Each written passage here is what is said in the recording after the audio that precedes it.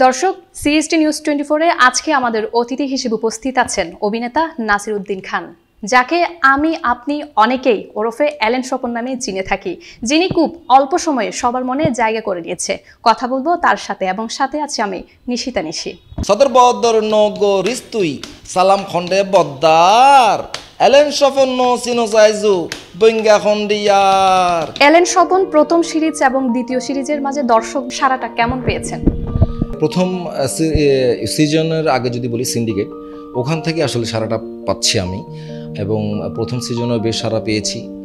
আর মানে সিন্ডিকেটের ওই অ্যালেন স্বপন ক্যারেক্টারটা সারা পাওয়ার কারণেই, তাদের দাবির কারণে ডিরেক্টর কিংবা প্রডিউসার ওরা অ্যালেন স্বপন নামের একটা সিরিজ করার জন্য অনুপ্রাণিত হয়।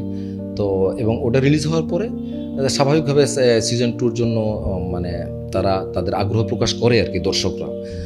এবং আমি দর্শকদেরকে অবশ্যই সবসময় খুব সম্মান করি, রেসপেক্ট করি, যেহেতু তারা বিনোদিত হন এবং মানুষকে বিনোদিত করায় আমি বা আমাদের কাজ।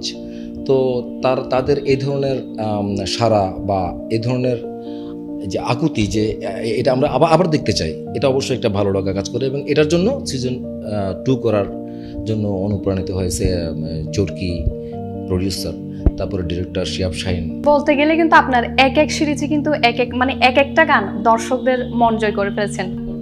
না, ওইটা তো আসলে আমি তো আসলে সিঙ্গার না, প্রথমত আমি অভিনেতা।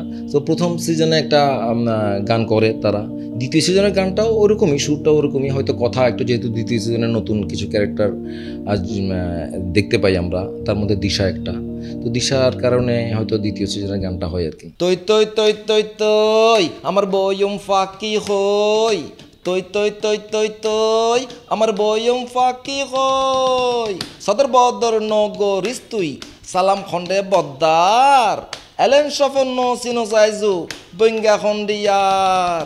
তৈ তৈ তৈ তৈ তৈ আমার বয়ম ফাঁকি হই, তৈ তৈ তৈ তৈ তৈ আমার বয়ম ফাঁকি হই, তৈ তৈ তৈ তৈ তৈ আমার বয়ম ফাঁকি হই, তৈ তৈ তৈ তৈ তৈ আমার বয়ম ফাঁকি হই।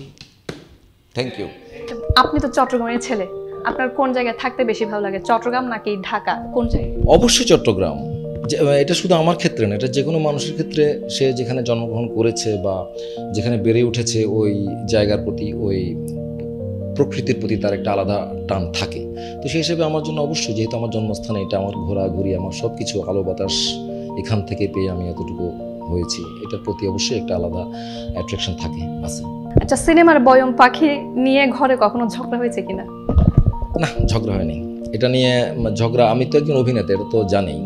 তো যার যেটা পেশা আর কি, আমি পেশাগত কাজ করি, এটা স্বাভাবিকভাবে নেই বাসায়। এটা তো স্বাভাবিকভাবেই, যেহেতু যেমন বাস কন্ট্রাক্টর, যে সে বাসায় এসে নিশ্চয় বলে এই চলা চলা, নিশ্চয় বলে কিছু একটা, মানে ও তো ওর মতো করে বলে।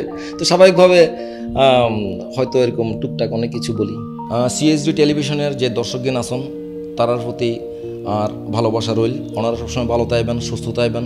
আর আমি আশা করি সিএসটি টেলিভিশন এই চ্যানেলিবে ওনারা বালাল্লাই বলিয়ে নিশ্চয়ই হাজ করিব। ওনারা কেন বালা থাকবেন পরিবেশের দিক দিয়ে বা অন্যান্য ওনারার যে সমস্যাগিন আছে, বিভিন্ন ফারাত মিদ্যে রাস্তাঘাট হাবিজা বেগিন লইয়ে সিএসডি টেলিভিশন হাজ করিব বলে আমি আশা করি।